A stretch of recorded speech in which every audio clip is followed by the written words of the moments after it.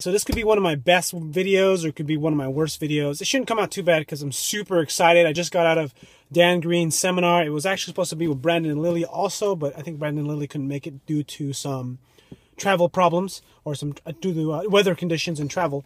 But I wanted to go over my notes and I wanted to just upload it immediately as I drove home. I have about an hour to get home because I live about an hour away from Mountain View. And I'm going to go over all my notes very quickly, and I want to post it because I'm the most excited, because once I get home, I probably won't be able to chance to make any more videos because I'm going to have to go to bed. I got to work in the morning early. So I want to make sure that I get the information while it's fresh in my mind. And for those that watch, please maybe make a comment and maybe some of the things you want me to go into more detail, because it will help me get better at basically relearning the information and really implementing it into my program. But it's going to be great because I got my notes here. I'm going to go over it as fast as I can because I want this video to be under 5 minutes. And then what I'm going to do is I'm going to go and post my notes. But again, comment if there's anything specific you want me to kind of go in more depth to. I'm going to make more videos on this over the course of the next 4 days throughout the week because it's really cool, and those that got to watch it will definitely get my opinion, everything I learned. Okay, so he started off the seminar with going over squatting. He talked about wedging yourself between the bar. Something similar, I remember hearing this on the Powercast. If you noticed my previous video about his interview with Mark Bell on the Powercast, he talked about how he wedges himself in the bar, really pinching super, super tight, just like with Sam Bird, how Sam Bird does it, very similar. And I saw some videos, and it's actually very similar. He talks about people with knee issues and how knees go out. People put too much effort in putting their knees out sometimes, especially from Kelly Starrett, because I remember him saying that a lot. And that's actually a really good cue for a lot of beginners. But what's important is that you push, you don't necessarily over cue or over push your knees out. What's important is that you actually make sure your knees track within your toes. That's what's most important. When the elbows are too high up, when you're on the squat, your elbows go too high up. Once the elbows roll up, they will make the bar roll up. So if you're in a kind of a low bar back squat, it'll make the bar roll up into your neck or into the upper traps and turn into high bar as you do it. So it's important that you get your elbows down when you squat. If you can move your arms after setting your arms on the squat, you're not as tight as possible. So if you can move your arms, you're definitely not tight as possible. So you need to make sure that you're as tight as possible. And that was kind of a breakthrough for me, or something that just reminded me, because my best squats where I was the most tight. But the problem is I get a little bit elbow problem, so I need to kind of figure that out. Other times I'll make myself tight, and then what I'll do is I'll move my arms out. But if I can move my arms, that means I'm not tight enough in between the bar and my back. Setup practice with back tightness. That's what I wrote as a note for me, to practice lots of setups. When he talked about front squats, front of the collarbone, to set up the front squats, not on top of the collarbone, because you'll feel like you're choking. Kind of obvious. I wrote a note here to do a 3-part series on the seminar, a 3-part video series, which I'm going to do. Pause at the bottom to create a stretching opportunity. This is referring to a front squat. Partial front squats. This was pretty cool to help you make sure that you're keeping your body upright and you're learning the proper technique of a front squat by doing partials instead of doing full range. At least this will help you get the right feedback. The problem is and this is pertaining to front squats, people lose tightness at the bottom from their upper back when they're doing a front squat. So it's important that you lead yourself with your upper back and chest, so that way you don't lead with your hips. Because if you drive with your legs out of the hole, or your hips, what will happen is your chest will end up dropping and the bar will roll forward, and you'll lose your upper back tightness, or some of your upper back tightness. Accelerate out of the hole. Okay. This was actually going over squatting. So I'm kind of going backwards. This is actually the second to the last part. I'm going to go over the beginning of the seminar. So I'm going kind of out of order, but it's better than nothing. Okay, so in the beginning of the seminar, he actually talks about his general principles of periodization. He repeats a SAID principle, specific adaptation to imposed demand, which totally makes a lot of sense. Whatever you train for, you're going to get better at. He says build work capacity. Build yourself up to build a lot of strength. Basically look like you work out at a gym. Make it look like you work out, which means you need to build muscle and you need to get a lot of training hours in. SAID principle, get the skill aspect down. New stuff will make your body strong. So if you kind of do a lot of CrossFit stuff and you're not used to it, or if you do a lot of strongman stuff, or if you do a lot of accessory lifts or new kinds of lifts, it'll make you stronger, but it doesn't train the skill. But he says use that stuff to help build your strong. Then train to learn a specific skill. That would be like the pause bench, which is a competition, squat, low bar back squat, and the deadlift, like the way you're going to deadlift, and train specific, because sometimes it takes a while from the strength you gain from a certain program to transfer over into the skill that you have, into the skill from the strength that you gain over a program. If that makes any sense. But anyways, when you're building strength, basically putting on muscle mass and getting stronger, that technique may take a little while to carry over to the main technique of the skill, which is, you know, the main lifts of the way you're going to lift. He was talking about how he was stuck at a 600-pound squat for a while, and then he went to a meet in Europe or somewhere out there, or maybe Australia, and there was a guy who was basically 20 pounds lighter than him that squatted 800 pounds, and he only squatted basically 200 pounds more than him, and he was 20 pounds lighter. So, and the one thing he noticed about him was his quads. His quads were humongous, the biggest quads he's ever seen. He'd never seen quads that didn't taper, basically. So it made him think, hey, you know, I need to start working on my quads. He said he's been making like 5-pound, 10-pound PRs very gradually, but that's not going to make him the 200-pound extra jump he wants to make. So he put a lot of effort into building quads. And when he made a program doing hack squats, front squats, it took a while for those specific skills to transfer over into the technique that he's trying to the technique he's going to use for his lift. Because then sometimes you have to adjust technique. This kind of off in tangent reminds me, he actually mentions Eric Lillibridge, how he was doing a little bit of a high bar back squat, and then now he recently transferred over to a low bar back squat, and he's been kind of, basically the new technique takes a little while to show that you're getting better. And he talks about these three things that he interlaces with programming is skill, variety, and high volume. Skill would be for the specific lifts. Skill, variety, and high volume. So variety would be like the different kinds of lifts, like whether you do high bar, low bar, front squat, high bar squat, low bar squat, front squat, wide stance, sumo deadlift, deficit deadlift, pause bench, pause speed, wide grip bench, close grip bench. All of that's variety. And high volume would be building up the work capacity on the particular lifts. As you get closer to the competition, you reduce variety and you really focus on skill aspects. Since I'm 4 weeks out, or roughly 4 weeks out, I need to put more focus on the skill and not so much building strength, because I'm just too close and I need to really hammer down the technique I'm going to use. Take time to take strength to build.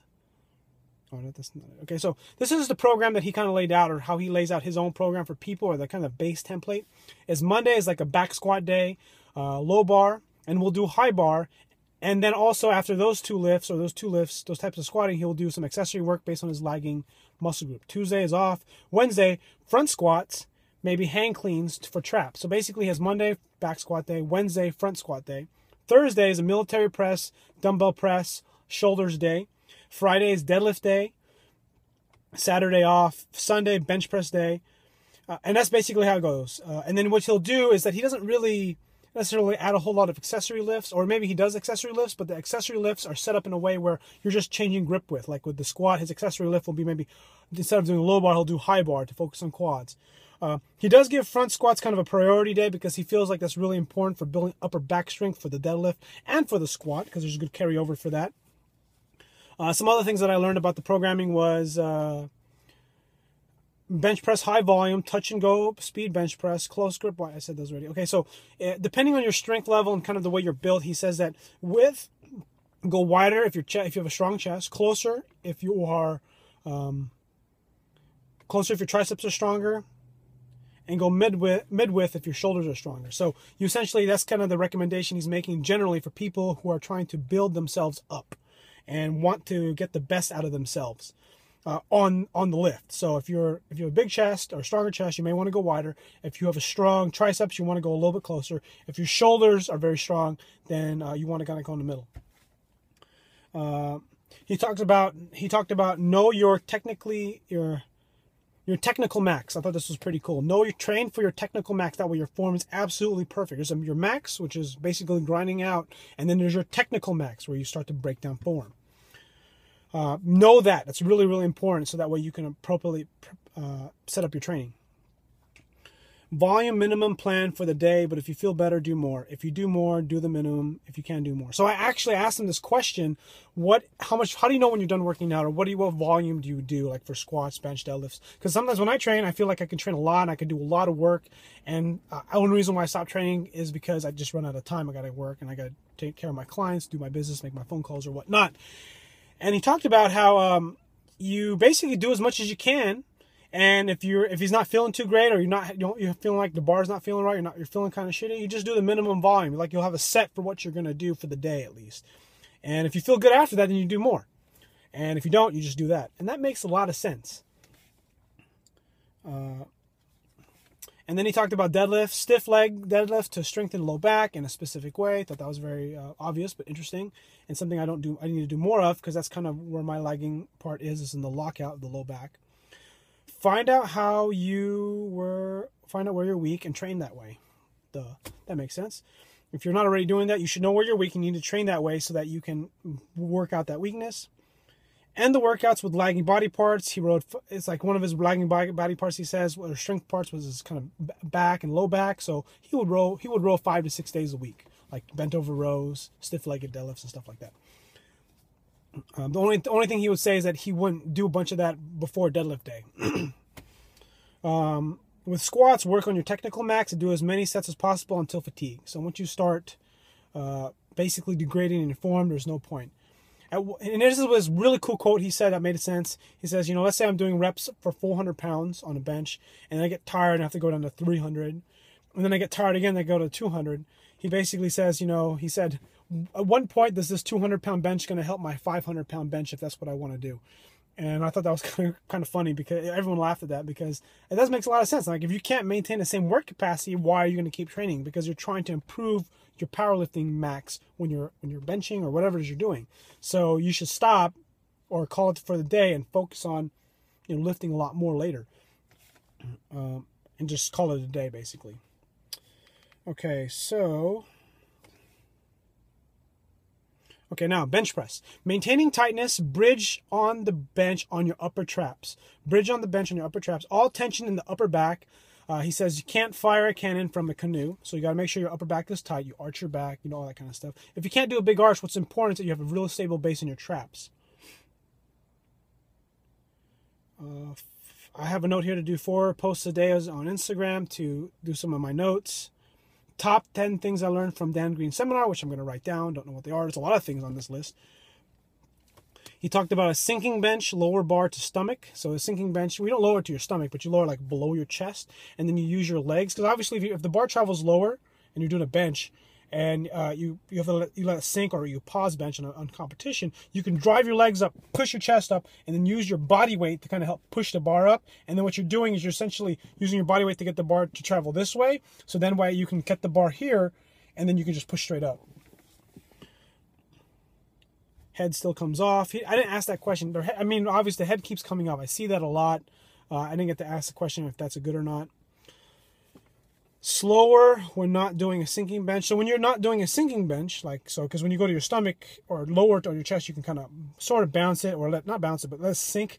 You can go down faster to it, because then your stomach or your upper chest or below your sternum is kind of holding the weight.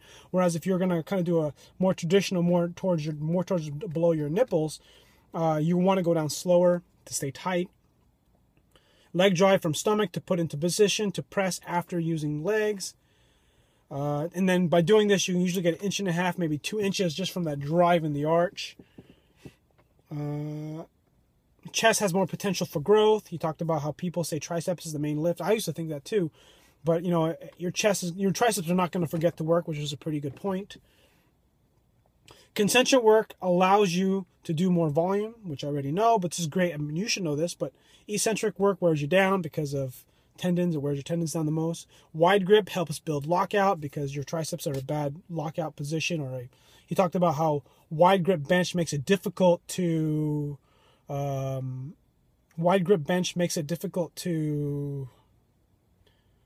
basically you have less error room, because the wide grip makes you just such a small spot to stay in. Pause bench, high reps for confidence. That's what he says. Extend pauses during the set to build confidence and form practice. So high reps for pause bench for wide. This is for wide bench. Practice forceful start with consistent groove. Frequency of how I use bench improved my technique. This is some notes I wrote by myself because I remember my bench is not as strong as it normally is because I'm not benching as often. That kind of makes sense. I mean, for me, I was benching 4 or 5 days a week. Now I'm benching once a week. I'm not as strong. Stay tight at the bottom because when I bench more frequent, I practice more on setting up. I didn't lift heavy every day, but I definitely practiced setting up more, which obviously helped my lifts. Drive weight into the position for chest to lock out the weight. He talked about instead of triceps locking out, chest locking out, which means your elbows have to come up a little higher. That's kind of actually, yeah, that's what I wrote down. Okay, on to the deadlift. Sumo. If you can't move up and down without the weight, it won't happen with the weight. So this is talking about flexibility. If you got to make sure you have the right mobility to get the work done. Technically sound in the heavier weight. Not sure what that means, but I wrote that notes down. Narrow arms will make it harder to pull shoulders back. So wider grip. So if you have a big chest, got to take a little wider grip so you can push your chest through your arms. I actually heard this from Brandon Lilly on a YouTube video. Bars touching shins when he does sumo deadlift. Improve leg drive from the beginning. Learn. Oh, this was also an interesting tip. One of his guys that trains with him says he used a stiffer bar to build his strength up because a stiffer bar will be harder to break the ground on. Lock out knees sooner on a sumo deadlift, which was kind of interesting. It's basically the opposite of a conventional deadlift. You want to lock out sooner because then that way you can drive with your back because you have better leverages for that move with your back and your hips. Closer feet allow for a more stable acceleration but longer range of motion. Clean snatch versus deadlift max forces apply at the bottom for the deadlift, while the form is just to point. Anyway, so this is what I wrote down here was clean. Basically, what's the difference on the deadlift on a clean or snatch versus the deadlift on a regular deadlift? Is that maximum force on a deadlift has to happen at the beginning of the rep or near the beginning of the rep, whereas with a clean and snatch, maximum force happens after you get above your knees to drive your hips through to either clean it or to snatch it, which was basically a complete comparison of kind of what the difference is between the two. Controlling hips will be crucial to not overwork your lower back. So having tight hamstrings and having good hip mobility will allow your lower back to not be overworked. And I asked him this question about bar whip that's going to help me, which was freaking like crazy. Because if you ever seen Dan Green lift, you can see how he kind of sets up, puts his arms out, creates pressure in his stomach, and he grabs the bar. He basically yanks it once, moves the bar about 1 inch or 1.5 inches, looks like, almost 2 inches, and then he pulls again like a double pump pull. And what this does, he does this for a reason, because it allows him to figure out where he needs to drive his legs. Because the question I asked him was, how do you practice bar whip, or how do you get around bar whip? Because as I get over 475 into the 500s, the bar whip changes, like the amount the bar bends, and it fucks up my form, my timing, and I don't know how to fix that. And he said that practice to pull the slack, then leg drive after knowing where the whip is. So what he does with that first whip, the reason why he does that is to know where to push his hips through. And I thought that was pretty crazy. I was like, oh, that's awesome. That way you know when the weight will break. That way you know when the weight will break the ground. So that you know that at your pull point, you know when the weight will break the ground. And that way you know where to put your hips to drive yourself up. And then he talked about weight gain a little bit. He gains about 2 to 3 pounds of quality weight per year, very slowly. And that's all I got. So that's all my notes. If you want to know more, let me know. I'll elaborate on each section. Hope this video was decent. And thanks for watching.